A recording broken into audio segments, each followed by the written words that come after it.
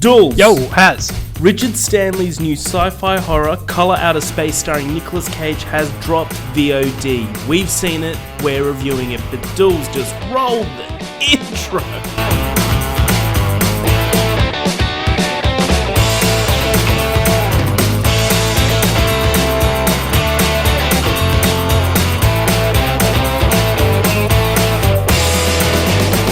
Welcome, one and all, to another episode of the More Cops on Duty podcast. I'm one of your hosts, Harry.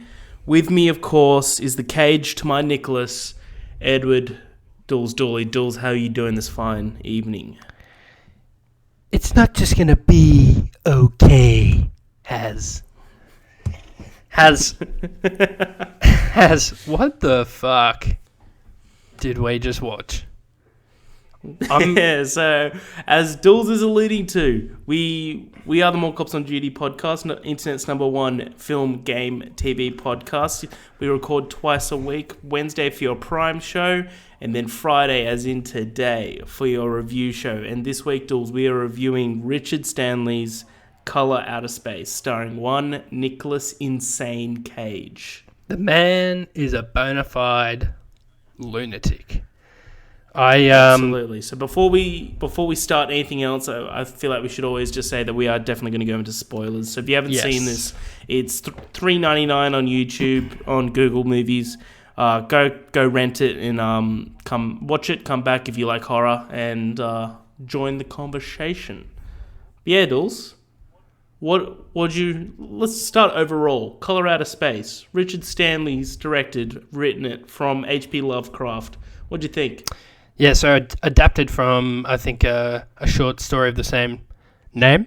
And this is like, so Lovecraft, like that's that dude's actual name, but that's almost like, it's like his name has become so synonymous with this strange, otherworldly, kind of sci-fi-ish genre that he's like Lovecraft. Like they even refer to like Lovecraft. Yeah, so it's become its own thing. So I mean, he's that synonymous with that kind of stuff. So, and I think like Cthulhu or something is one of the more recognizable creations out of that world. So, yeah, I mean, did I like the film? I did. Look, it's a, I guess it's a sci-fi horror for sure. It's science fiction, and it's definitely a horror. And at the same time,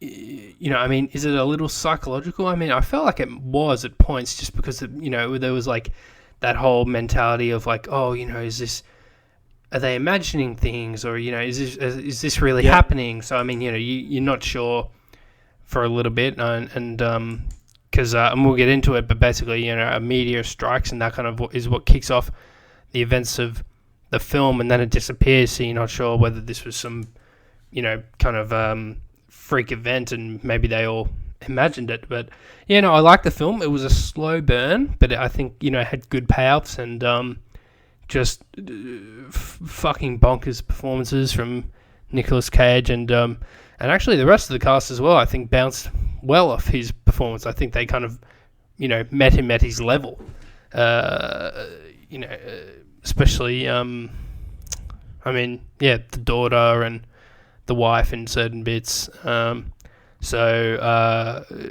mean, yeah, what do you think? Did you like it, As? I really liked it. I thought it was borderline art house, I felt, in terms of how they really used the cinematography of a very small, it's very close setting. The whole movie basically takes place on this one little farm.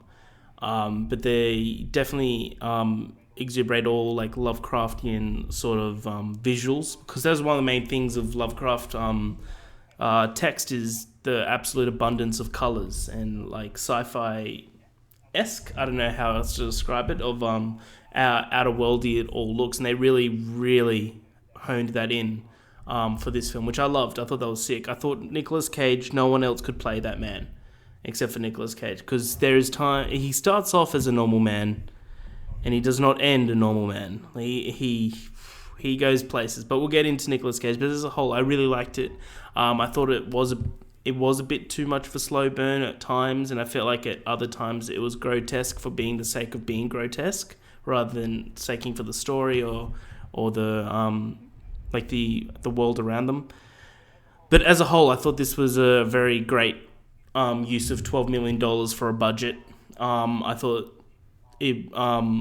I think it's going to have a bit of a cult following for the years to come. This movie.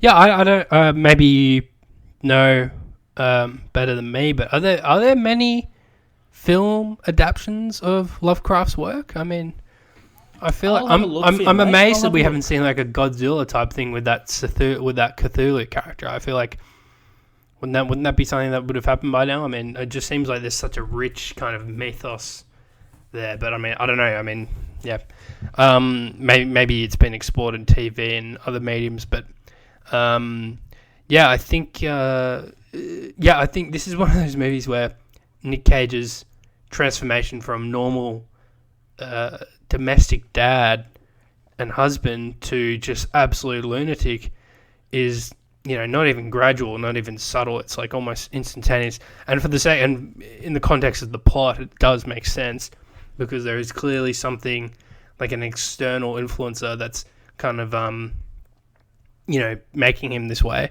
But it's not like like Mandy, where you can already tell this dude's a bit unhinged, and you know, when he goes on some violent rampage, it's not totally unexpected. So yeah, it was like a very fast left turn with his character, but at the same time, it was like, well, yeah, you surely know it's going to happen because they cast Nick Cage for a reason. They needed the man. It's like flipping a switch in this dude's mind. Like you know, sometimes you just need someone to convincingly pull that off, and I think he did so in spades. I absolutely agree. Should we go into the plot? I've got a little summary. Give us a rundown. Just a summary. So, Dools, after a meteorite lands in the front yard of their farm, Nathan Gardner and his family find themselves battling a mutant extraterrestrial organism that infects their minds and bodies, transforming their quiet rural life into a technicolor nightmare. That's it. That's it? Yep. That's the entire film. Yeah. It really is. The whole movie, like, as soon as that meteor crashes down, the whole movie turns into a nightmare. Yeah. That's what it can really boil down to. Yeah, so I guess, so if we kind of quickly run through everything that happens and kind of critique it as we go, I guess.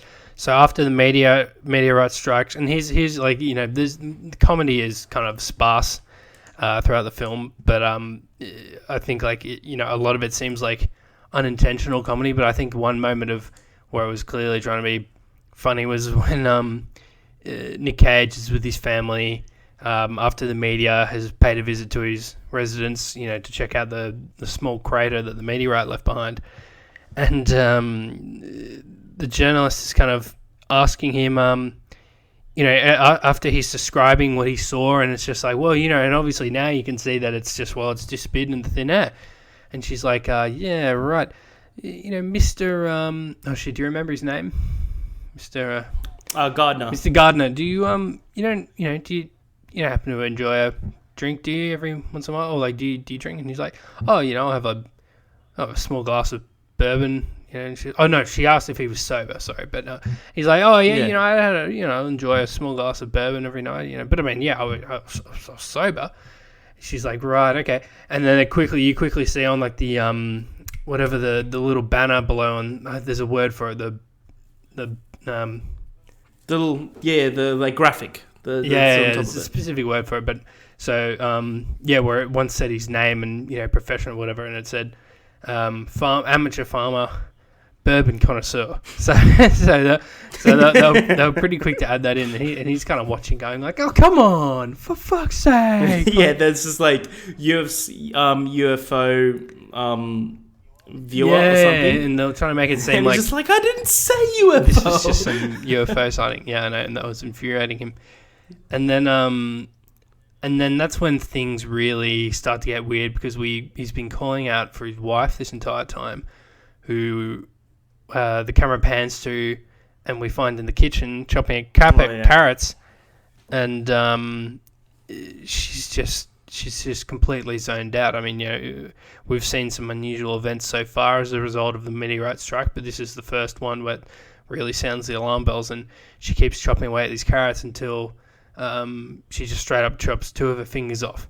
and kind of doesn't even flinch when she does it. And then that's when everything really kicks off, and you go, okay, here we go. Like, I think we're starting to get an idea of what's happening. Like, there's some sort of, maybe they're being possessed, in some sort of way, or, there's some things like eating away at their mind. Yeah, I mean, that was also the first real bit of gore, I guess, that we saw. It's not a particularly gory film, though. I mean, there's fleeting moments of, blood and gore. And then obviously much later on we see a creature, which is one of the most grotesque manifestations in a horror film I've ever seen. And I've seen a fair few. What did you? So when you first saw that, you were like, I mean, we both went into this knowing it was going to be a horror film, obviously. I knew it was going to be a sci-fi horror film. But I thought it'd be a lot more on the campy side than what it was, which I'm okay with. I'm a massive fan of horror. Horror is my favorite genre when it's done right. Yeah. Also, I should say I took the title quite literally and thought it was going to be set in space. So I was a little disappointed by that, but that's all right.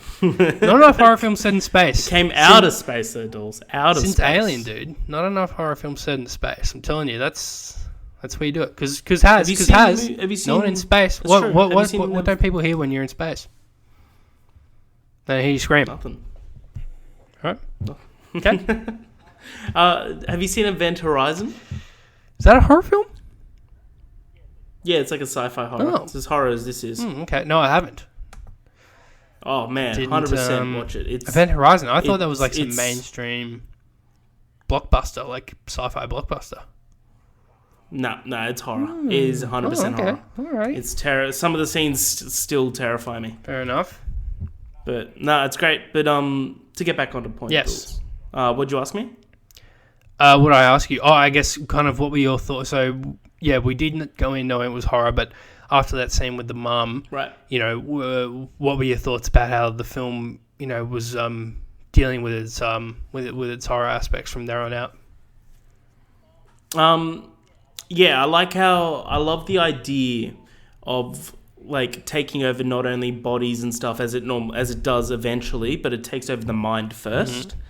Mm-hmm. Because the world was very you could tell the world was so fictional, and he kept saying stuff like that. He kept alluding to it. There was a great line where Nicolas Cage and Nathan Gardner and Teresa Gardner were lying in bed, and she's just like, "Is this a dream?" And he said, "It's only a dream if one person dreams it.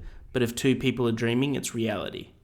I loved that line. I thought it was sick. And they were it was very, I just saw it as the whole world around them was too good to be true, basically, except for, of course, Teresa had cancer. But, I love that idea that it played with the mind. And then when she cut off her fingers, I felt it so chilling when she turned around and held up her hand and she's like, "Dinner's ready." Yeah. I thought that was so chilling. I feel like every time I'm going to hear the words "dinner is ready" now, I'm just going to get flashbacks to that decapitated hand. Yeah. Yikes. Oh, it's horrifying. But that it wasn't just in the water, which I like how they brought the Ward, the hydrologist or whatever he was. They used the study of water. It wasn't just in water, but that's how he saw about it. It was a contamination, and I thought they were going to go that way of just it's just contaminating the water and making people crazy, and I thought that would have been a bit cheap because that's happened so many times and such an easy plot device. But it's this extraterrestrial organism that is straight up making people crazy and mutating people and stuff. I thought it was awesome. I thought the way that they did it, they slowly went through everyone's mind, and but then again, I mean, maybe it was the water, even though we didn't explicitly see everyone drinking it. The thing was living in the well, so 100%. Even Nathan, he washed his hands, and then his hands became scaly. Yeah, and 110%. Yeah, and it slowly evolves to getting everyone's mind. I thought that was cool. And so I guess the rest of the characters, it was basically some family who were living on a farm. It was, as you mentioned already, Nathan and Teresa Gardner, the husband and wife, with their 3 kids. Jack, Benny, and Lavinia. Yeah. who were, and the former two I think were just like maybe like 16, 17, just teenagers, and Benny Gardner's played by Brendan Meyer, and he's one of the guns in the movie trivia Schmodown, the American movie trivia tournament in LA. Oh, that's how I know him from, and I saw him pop up. I'm like, oh, Brendan Meyer. That's that's a profoundly useless fact, but I appreciate it nonetheless. I'm kidding, I don't appreciate it at all. So, and then we also had a smaller supporting cast of some hermit dude that was like squatting on their property, living in some small shack, way out in the bush. We didn't really see much of him. He kind of he played the role of the strange hippie character who was kind of like giving these premonitions and kind of like saying, oh, yeah, man, there's aliens around us, man. Like, he was that kind of cliched character. And then you had, as we already mentioned, the hydrologist who was, I guess, like, whenever he was on the scene, was kind of like a proxy for the audience, always, skeptical and just kind of like, just always kind of like explaining certain things. Like, he came in and he was the one who explained, oh, yeah, it's the water that might be contaminated, or, just, things like that. So, nothing extraordinary about the performances, I guess, except with the exception being Nicolas Cage. But then again, that's his bread and butter. He can fucking do that shit asleep. It's just like he can do that stuff on autopilot. He's that good at it. I don't. Well, then Dools. Yeah. No, sorry, no. Finish your thought. I thought you were finished. No, I was about to pass over to you, Hazza. So. Oh yeah, no. I was thinking, like, just to lead on to what you said, I reckon we should just talk about Nicolas Cage for a little bit. Let's do it. He's insane. Like, my favourite line of his was, "They're alpacas, alpacas." Yeah.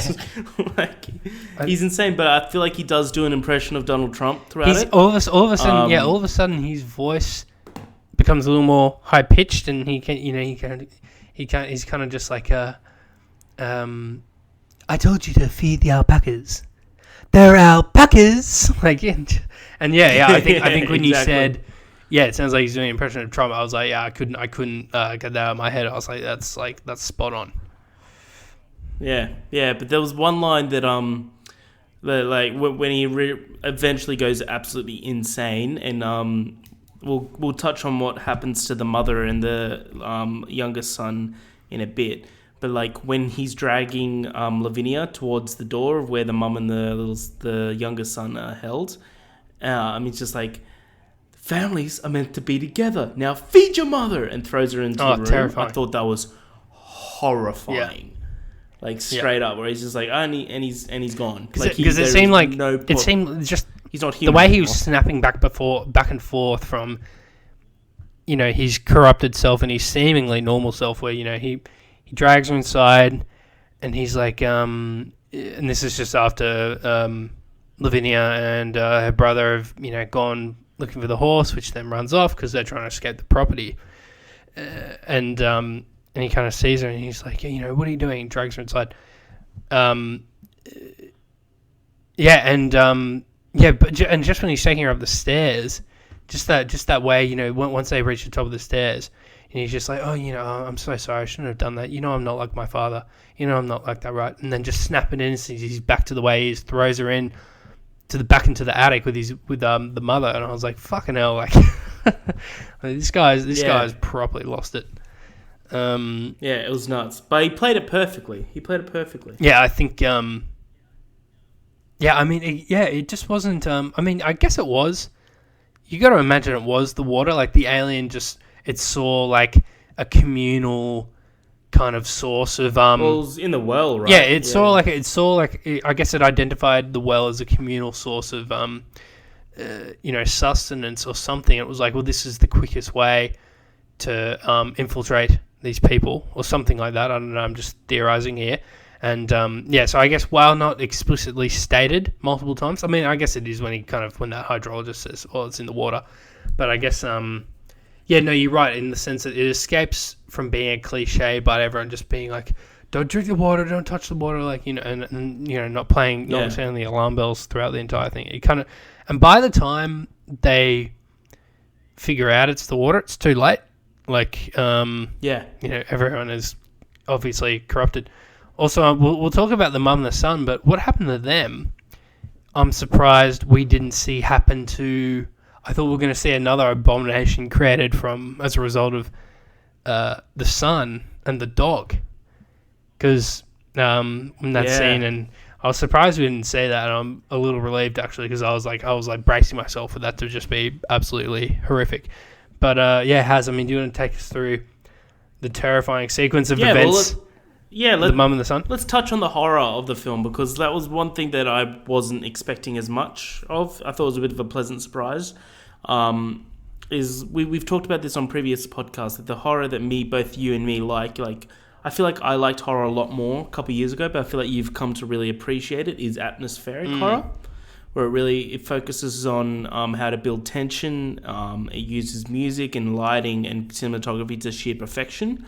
Like Ari Aster in Hereditary, I thought that was nothing short of absolute perfection in horror. This does it in a very art housey way that really resonates with being a tribute to Lovecraft, in terms of all the colors and like they called it Technicolor, right? Like they really honed down with that. But in terms of the mutants that become in this film, like the first one we see, of course, is all of the alpacas fused together, and you're already like, fuck, like, well, what's next we're gonna see out of this shit?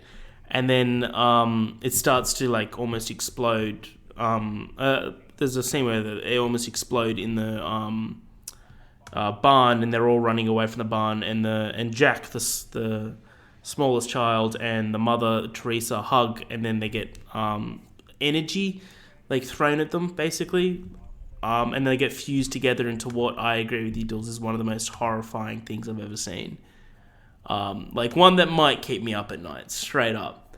And they just put it in the attic. And they're like, shoot. So we see some disgusting kind of like fusion of the mum and her youngest son. So, you know, basically their bodies have combined, and the young son, unfortunately, is just, you know, he's bore the brunt of it, which is that you can barely just see his face attached to her back, and you know, they're all pale and scaly and have all these boils and blisters on them, and just fucking like, you know, immediately lost, like, you know, a ton of weight, I guess, just from both their bodies being kind of like pulled in together and the skin kind of stretching, and because like I think you see her like the bones. Like her spinal cord, briefly, how it just is like poking out from her skin and everything, and just a truly viscerally disgusting, like, abomination. It's horrifying. And then, so we already touched on the part where Nick Cage drags his beloved daughter up to the attic to go feed it, and it's like evolved, or it's reached its final form or whatever by this stage, because we see it emerge from the shadows. It's crawling on all fours, and the head's like stretched out on its neck. It's like elongated now, and it's like, I was like, what the fuck? Like, I thought that was the bit that got me in the film. Like because you texted me before you watched it, I was like, any jump scares? And I go, yep. Like, that bit got me big time. It got me as well. I mean, I was definitely expecting it, but it was just like the visual. So I mean, that's good visual horror. I mean, I'm not a big fan of gore for the sake of gore, because after a while it can just be cheesy if it's overused or whatever. But I think agreed. It was used sparingly, and you can imagine for cost reasons as well, being a somewhat small budget. But I mean, I thought it was used really effectively, and Any more thoughts on just like the visual aspects of the? I mean, like the CGI, I thought, like, you know, even as we said, sparingly and a small budget, like the lighting in the film was pretty stunning. Like, it was a visually compelling film. Absolutely. I got that next on the this basically to finish off with is the cinematography and music that really resonated with me. I thought, like, amazing. I thought the music fit it perfectly. That it was like 80s synth that really resonated in terms of like those That's- like sci-fi 80s That's films. coming back in a big way, isn't it? That style of music. Yeah, big time. And it got brought back by Stranger Things, and now everyone uses it, which I'm all for. Like, I love it. If you use it well, go right ahead. I think, did Mandy use a bit of that as well? Just because, like, it always pairs well with that neon aesthetic, which this film is not afraid to use. And yeah, 100% agree. And cinematography, as you said, the colors were visceral and beautiful and like haunting at times. I thought it was. I thought it was just the lighting, everything that was used in. They used that $12 million to the absolute last cent, and they used it well. I thought with what they had, I thought they did it really perfectly. And that's just it, Dools. I feel like we've covered this pretty well. All in all, would you recommend this to anyone to watch? I think it was a pretty cheap little rental on Google Play, and I'm sure you could find it on other platforms of your choosing. I think, like, look, if you're into horror, if you're into sci-fi, if you're into both, well then it's for you. And if you're into, above all else has, if you're a Nicolas Cage fan, if you want to get thrown in the cage, then this is awesome. If you want to get thrown into the cage, this is for you. I think we just felt like a Nicolas Cage film because of all the National Treasure talk. Am I wrong about that? I think both our subconscious were just like, look, we got to get some Nick Cage in us, and I think that filled that void. You know, we're definitely satiated now. I do recommend this film, Has. Yeah, it's my long-winded way of saying I recommend it. I agree with you. Everything you said. Another little like random tangent is I've been binging Community lately, like rewatching it from start to finish. Almost finished it. And there's this great episode where, have you ever watched Community yet, Dawes? I've watched like a handful of episodes before. So you know who Abed is? Yeah. Yeah, Abed has a class of Nicolas Cage, terrible or great. That's the class. And he like stays up, or he goes to one class, and the guy's like, oh, there's not an actual answer, it's just a discussion class. He's like, no, there is an answer, there has to be. And he stays up for like 3 nights in a row watching every Nicolas Cage movie, and he comes in and he's just like, well, I don't know. He like does this whole speech like in his Nicolas Cage impression, and then he's just like, at the end, he is great. It's so good. You need to watch. But at the same time, it would be to study the man's body of work. Of course, it would say a lot about him, but at the same time, would you really know him? You're only seeing him play characters. Yeah. I want to know the man. Although he's definitely quirky in real life, because I remember seeing a story years ago about how he had been hunting down for years some artifact. I think it was like some ancient Egyptian. No, I think it was like some giant dinosaur bone or something that he'd been Of course he was. That he'd just been looking for ages, and I don't know. And then I think it was only in the news because I think he had to. He purchased it not illegally, but through questionable means, and basically a museum requested that he sell it to them, and I don't know. Yeah, and just in the same article, it was revealed that he's a big collector of just unusual ancient objects, and I was reading all of it, and I was like, yeah, why not? Makes sense. Oh, Dools, that comes to the end of another episode of the More Cops on Duty podcast. We're not too sure what we're going to review next. We've got a couple ideas. We'll put the finger on the pulse next week, and we'll find out where it is. But next episode, Dools, is episode 50. Woo! Big one. Big boy.